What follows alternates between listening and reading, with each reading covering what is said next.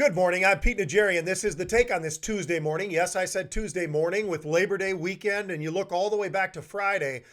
Velocity, volatility. Well, we had a little bit of everything on Friday, and it was an incredible day, actually, because going into the day, we had the U.S. unemployment numbers. They fell, they dropped. They were down towards that 8.5%, actually 8.4%.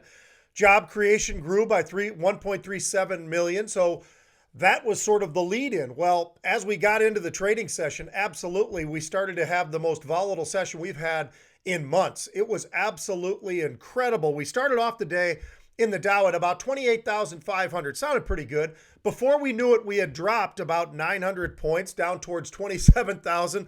We were down at 27,600 on the lows.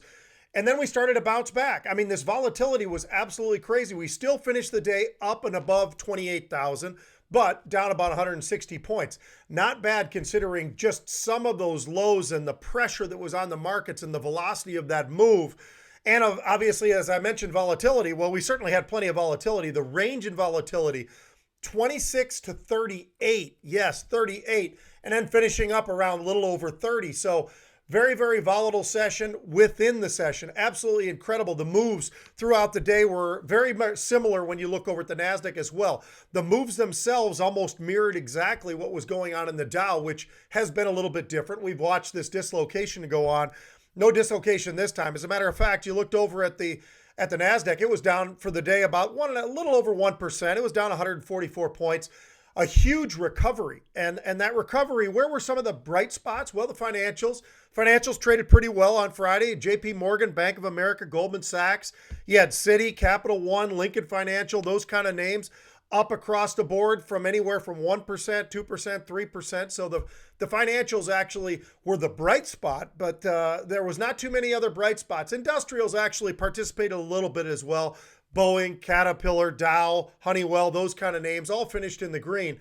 But the hammering in the NASDAQ was absolutely extraordinary, and that just continued throughout the session, although we did start to rally towards the end. But PayPal, Lulu, Workday, Zoom, NVIDIA, Salesforce, Microsoft, Amazon, Google, you can go through that entire list. The interesting part, however, is when you take a look over at Apple, it was getting beat up with everything else. It actually finished in the green. You look over at Tesla, in the final few minutes of the day, it ran $46 to close up 2.8%. So a nice bounce back, especially off of the lows, even for the Dow and the NASDAQ. They finished awful, obviously, over 100 plus points to the downside. And yet, considering where they were off of the lows, that was an incredible move to the upside. Well, we've got a little follow through from what was going on Friday, at least early on. So we'll see if we get any kind of a rebound like we did on Friday as well, because in the pre-market, saw pressure, and it was mega tech. It absolutely was the big five names that people talk about, or big four names. You had Facebook and Amazon and Apple and Netflix, all with some pressure, but it was far more names than that. And then you looked at the Dow, and the Dow down about 220 points early. Get to the opening, Dow down about 260 points. Now, just about a half hour into the trading session, we're down about 500 points. We were down 400 points very quickly, now down about 500 points. And the only two names early on that were actually in the green of the Dow 30 was J&J and Walgreens. Other than that, everything else is just absolutely getting crumbled to the downside. Boeing, Apple, Microsoft, Salesforce. You had names like Chevron as well. And the financials decided to participate to the downside this time after having a pretty nice day on Friday. Goldman Sachs, JP Morgan, those were down pretty significantly. You look over at Intel as well. So technology, semiconductors really having a tough time. Now, this is an area of the marketplace that had been hitting new highs, all-time highs, and exploding still to the upside in many, many different trading sessions. We watched as the semiconductors definitely outperformed. Well, now they're outperforming the markets, but it's to the downside. As a matter of fact, last I looked, they were down about 3.5% or 4% when I looked at the composite of the SMH for the semiconductors. Tesla down about 15% early. So yes, unbelievable pressures. Now, quietly, we've been watching also crude. Now, we've talked about gold and silver, and they've been moving around with the markets, and they've pulled back significantly from gold up towards that 2,000 and even above, down much below even that, and now trading below about 1950. So those metals actually have pulled back and moving around with the markets. Crude just finally made that kind of a pullback, and crude quietly down in the 37s after being 42, 43 and trading in that range for quite a while. Definitely seeing some pressure there. And as you're seeing that pressure, you look over at the OIH, it's down about 4% right now. Some of the names that are getting hammered pretty good, Apache, Devon, Marathon. You look at some of those beta names. I did bring up Chevron as well in terms of some of the participants of the weakness of the Dow, but energy definitely under pressure, and some of those next level beta names really getting hit to the downside. Apache down about 7.5% last I looked in the first 30 minutes of trade. Devon down about 6%. Marathon also down about 5%. Volatility, well, we got a pretty decent spike. We actually hit up towards 35. Now we're easing back. Even though the markets are down significantly, we're easing back. We're up. We're up 8% on the day, but I'm looking right now. We're trading right around 33, just below, above 33. So early areas of strength. Well, there's this news with Nikola and GM. That's certainly given a nice big spike to Nikola early on. You got names like SpaceX and Disney and Pfizer and Merck all trading pretty interestingly.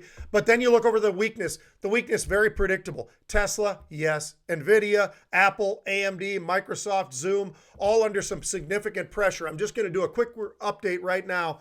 So now the Dow is down about 465 points. So that's a little over 1.5%. NASDAQ down about 2.5%, down nearly 300 points. I'm showing the S&P down about 60 points, so that's actually down significantly as well, 1.75%, while we're looking at the VIX at 33. So we're getting a heck of a lot of movement. There's no doubt about it. But if you look back and you look into Friday and you saw that significant whoosh to the downside fairly early, and then just sort of a steady kind of a comeback throughout the day to finish well off the lows, still significantly down, still triple digits, but really well off the lows. So I'm looking for some unusual option activity. What really stuck out for me very early on, it hit almost immediately, is Nikola. Now, this is a name that we've talked about before. We've talked about some of the competitions between Tesla and the EV world. They're starting to get a little bit more folks that are participating in there. We've oftentimes talked about the stock NIO as well, where we've seen some unusual option activity in there, and it's made some great and very dramatic and quick moves in the past. Well, this is going to take a quick move as well, because Nikola, we're seeing it's up about 25%, was up even higher with this GM news, but the September 11th, so that's this Friday, the 5,500 of the 50 strike calls. So September 11th, this Friday, the 50 strike calls had about 5,500 of those bought. They're paying about $2.50, paid all the way up to $4. Stock slipped after that and then pulled back a little bit. So the stock was trading around 45 or 46 during this trading period. So that one stood out for me. I thought that was pretty interesting. A lot of people find this name to be more and more of one of those names that's getting in there and starting to get it a little bit more publicity. And with that, obviously, you're going to see a little bit more paper. So I think we're going to see more and more of the options paper. We've talked about NIO. We've talked about Tesla a lot.